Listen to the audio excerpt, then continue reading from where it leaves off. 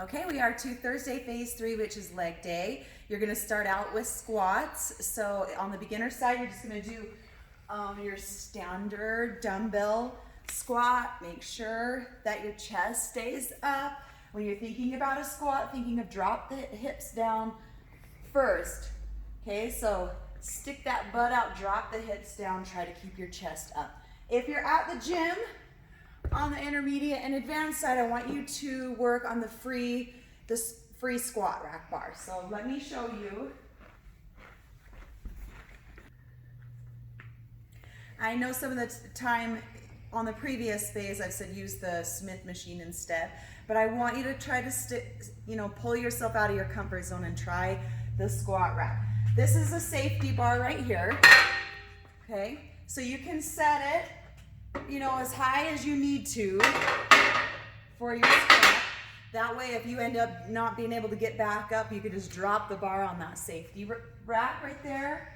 And then you can adjust here too, so that you want to be able to come under the bar and lift. Okay, you don't want it to be so high that you're coming up on your tippy toes to try to unrack that bar. And all you do is you lift up and pull out on that.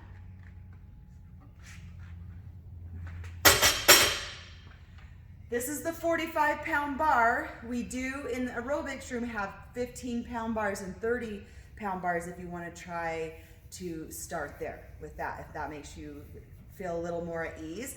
But you're gonna, when you get your bar ready and get it racked, you're gonna come under the bar, place it on the back of your shoulders, traps, pull it off, take one step back and set your place. You don't want to move around between reps, because that places you more risk for injury.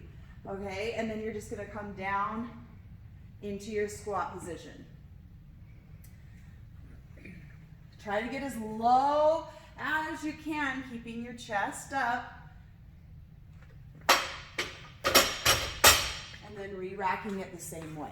Okay, so try that barbell squat. If you want me to come to the gym and help you out to get familiar with that, then I will. Okay, and then we'll move to the leg extension. Okay, so this is 1B. If you're on the beginner side, or you're working out at home, you just sit in a chair. You can put your loop band around your calves or on your thighs. It's a little easier on your thighs than it is on your calves. Okay, or you can place a dumbbell even. Keeping that leg raised, extending. Don't rush through it like this. Pause. Pause, really squeeze the thighs, make them work for it. If you're at the gym, try the leg extension machine. You're gonna do one leg at a time. So you're gonna set the weight lower than you normally would, and it's one leg. Think about the same thing as if you were sitting on a chair. You squeeze at the top, then slowly release. Okay, you don't wanna be here. You don't wanna throw your body into the move. Okay, sit against that pad. Focus one leg, squeezing at the top.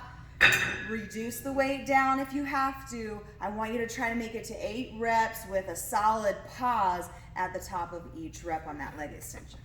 Okay. Okay, 2A is a sumo squat. So grab your 2 dumbbells or 1 heavy dumbbell. Okay, legs are wide, wider than your hips, toes turned out. Try not to rush it. Squeeze those thighs together at the top.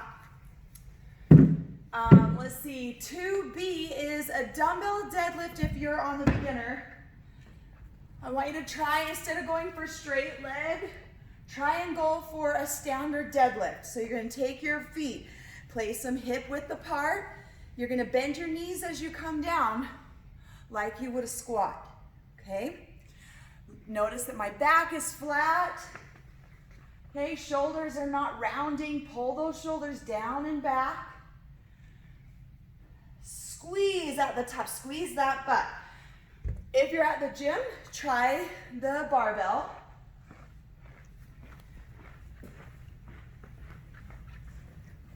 If you don't have any weight on the barbell, just pick it up and make sure that you keep that bar close to your body.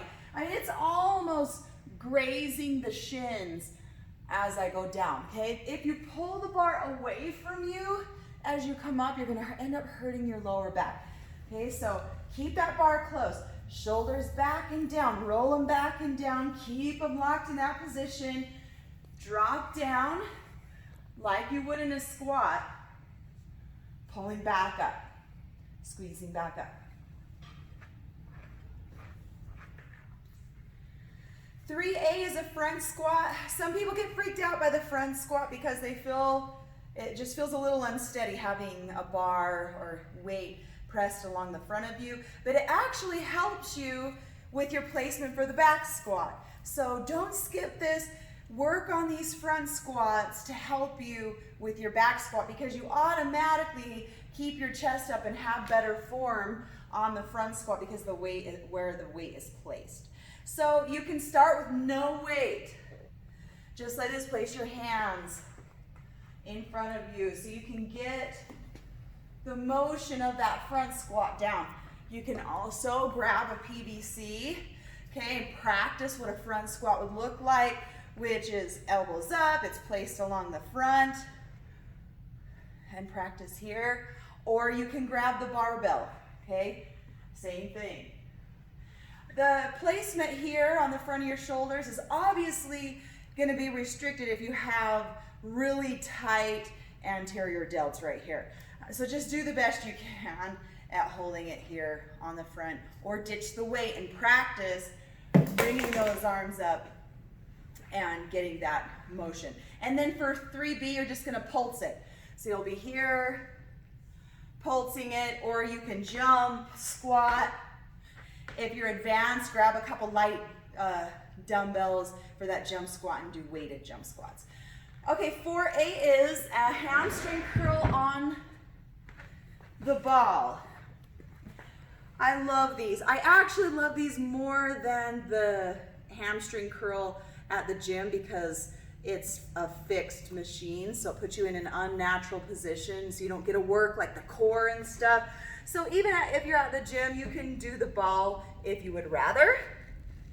You just place your calves on the ball, lift your hips up and keep them up, and then roll in and out. Try not to rush it. You'll feel it. If you start Charlie horsing in the hamstrings, just stop. Give your hamstrings a stretch, okay? And then go back to it. But I love this move because you get to work the core with balance while working the hamstrings and glutes. If you want to do the machine and you're at the gym, the machine is right next to the leg extension. Okay, so on the leg curl, start with the pad down. Make sure that you have your seat to where you have enough leverage. You don't want, your heels slipping off that lower pad. Okay, once you get your position and your weight set, then extend that pad up. And then all you do is just press down. Now what I see a lot is people put the weights so heavy that they're arching off of the pad. You don't want to do that. You want to make sure that you have a weight that you can control all the way down, pause, all the way back up, down, pause. You're going for lower reps, so take the time to get those pauses in there.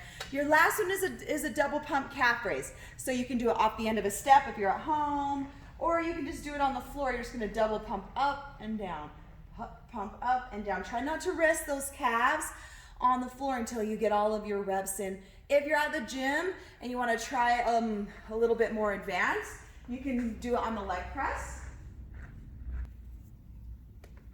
Okay. Start in a high position when you push off, and then when you are extended in the extension position, then bring your feet all the way to the bottom and double pump. Double pump. Same thing, and then walk your legs back up to release that weight. And there's your leg day.